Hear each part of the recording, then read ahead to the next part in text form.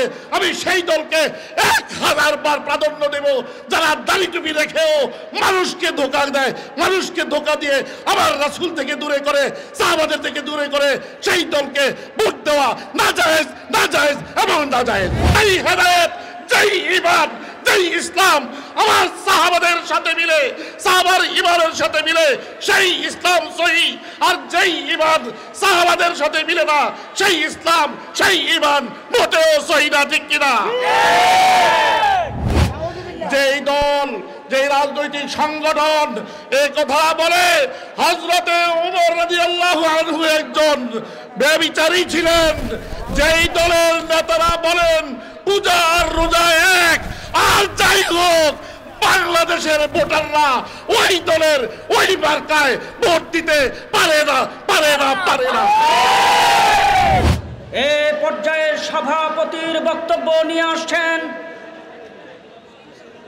আজমতে সাহাবা মহাসম্মেলনের সংগ্রামী সভাপতি, জমিয়তে উলামা ইসলাম বাংলাদেশ নারায়ণগঞ্জ জেলার সংগ্রামী সভাপতি, হেফাজতে ইসলাম বাংলাদেশ নারায়ণগঞ্জ জেলার সংগ্রামী আমির, আগামী দিনে নারায়ণগঞ্জ 4 আসনের কান্ডারি, নারায়ণগঞ্জের কৃতি সন্তান মজলুম আলেমে দ্বীন মুফতি মনির হোসেন কাসেমী,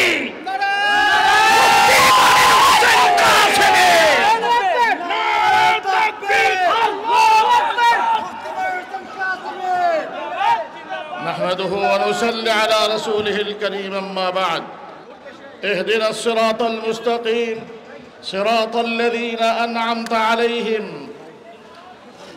আজকের এই মহাসমাবেশে আগত এই সমাবেশের মধ্যমণি জাতীয়তাবাদী দল বিএনপির স্ট্যান্ডিং কমিটির অন্যতম সদস্য জনাব সালাউদ্দিন আহমদ, উপস্থিত বিএনপির জাতীয় নেতৃবৃন্দ এবং জমিয়তুল উলামা ইসলামের জাতীয় নেতৃবৃন্দ এবং মুআজ্জাজ উলামায়ে কেরাম ও সুধীবৃন্দ, 1 মিনিটে বক্তব্য শেষ করব।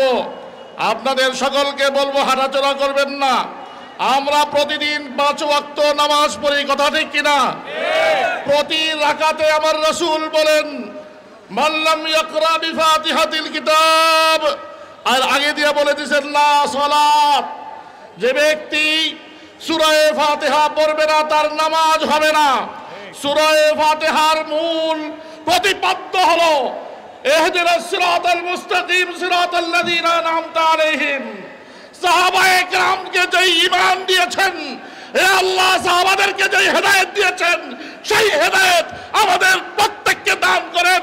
এর অর্থই হলো যেই হেদায়েত, যেই ঈমান, যেই ইসলাম আমার সাহাবাদের সাথে মিলে, সাহাবার ঈমানের সাথে মিলে সেই ইসলাম সহি, আর যেই ঈমান সাহাবাদের সাথে মিলে না সেই ইসলাম, সেই ঈমান মোটেও সহি না, ঠিক কিনা?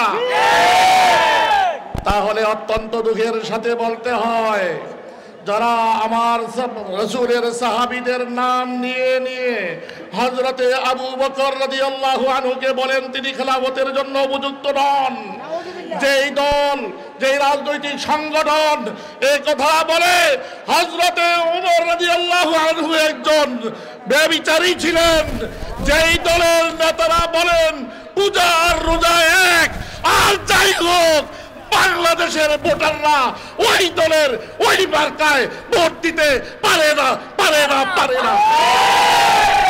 অতএব স্পষ্ট কথা, ঈমান যদি বাঁচাতে হয়, ইসলাম যদি বাঁচাতে হয়, যতই ইসলামের রূপ নিয়ে আসুক, যতই নীতি মার্কা নিয়ে আসুক, ওই পাল্লা মার্কায় যারা আমার সাহাবাদের উপর আস্থা রাখতে পারে না, আমাদের দেশের মানুষও ওই পাল্লা মার্কায় ভোট দেওয়ার জন্য আস্থাশীল মনে করে না, মনে করে না, মনে করে না।